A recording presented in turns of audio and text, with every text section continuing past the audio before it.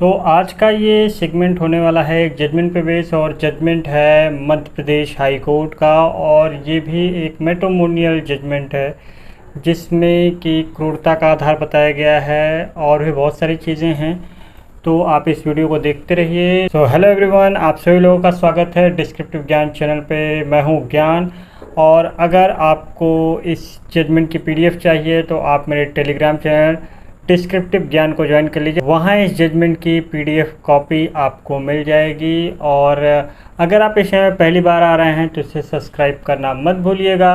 Video पसंद आए तो लाइक कीजिएगा और शेयर भी कर सकते हैं अगर पसंद आए तो चलिए इस जजमेंट के बारे में जान जाते हैं। तो जैसे एक नॉर्मली जजमेंट में होता है कि हाई कोर्ट मध्य प्रदेश वो एक क्रिमिनल अपील को सुन रही थी जो दंड प्रक्रिया संहिता 125 के अकॉर्डिंग थी, और इस तहत जो पति था उसको 7,000 रुपये हर महीने मेंटेनेंस देना होता था पत्नी को, और इस आधार को चुनौती दी गई थी हस्बैंड की तरफ से हाई कोर्ट में।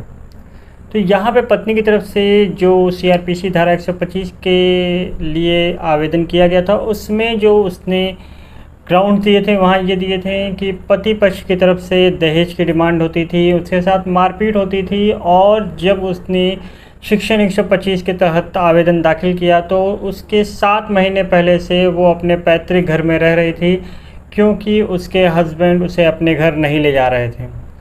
साथ ही साथ सेकंड कंडीशन में जो पति थे उन्होंने अपने बचाव में जो कहा कि जो पत्नी थी वो 4 ही दिन ससुराल में रही, और साथ ही साथ उन्होंने कोई भी वैवाहिक संबंध स्थापित नहीं करने दिए, और वो कथित तौर पर उनके मर्दानगी पे सवाल उठाती थी। तो ये पति का पक्ष था। और उसने ये भी कहा कि धारा 498A के अकॉर्डिंग उसे बरी भी कर दिया गया है। साथ ही साथ जब वो अपनी पत्नी को लेने ससुराल गया था तो ससुराल के पक्ष ने उसे बेइज्जत भी किया, और साथ ही साथ उसकी पत्नी को वापस भेजने से मना कर दिया।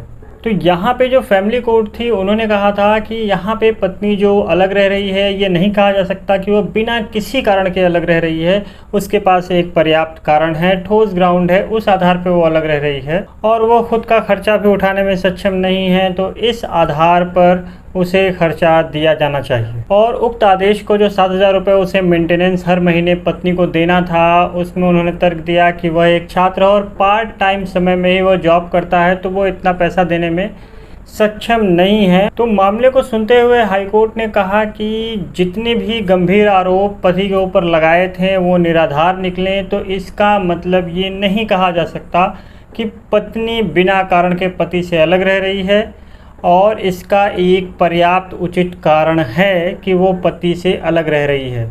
इसके अलावा कोर्ट ने ये भी कहा कि इस प्रकार यह भी स्पष्ट है कि आवेदक यानी जो पति था ने प्रतिवादी पत्नी को छोड़ दिया और अपने स्वयं के गलत काम का लाभ नहीं उठा सकता है। इसके अलावा एक विवाहित महिला को अपने पैतृक घर में रहने के लिए मजबूर करना भी एक क्रूरता के समान है।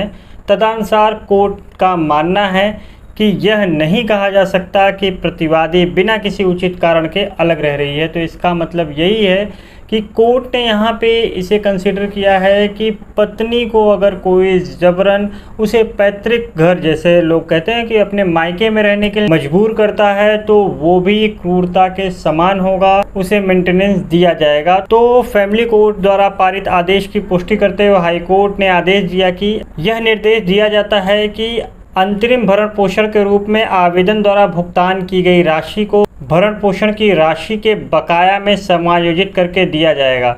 इस प्रकार हस्बैंड की जो याचिका थी कि उसे मेंटेनेंस न देना पड़े उसे खारिज कर दिया गया। और जो ये केस का नाम था वो अमर सिंह बनाम श्रीमती विमला देवी का वाद था। तो आशा करता हूँ कि ये वीडियो भी आपको पसंद आई होगी। अगर पसंद आए तो लाइक कीजिए, शेयर कीजिए और सब्सक्राइब करना मत भूलिएगा। फिर मिलते हैं अगले वीडियो में। जय हिंद।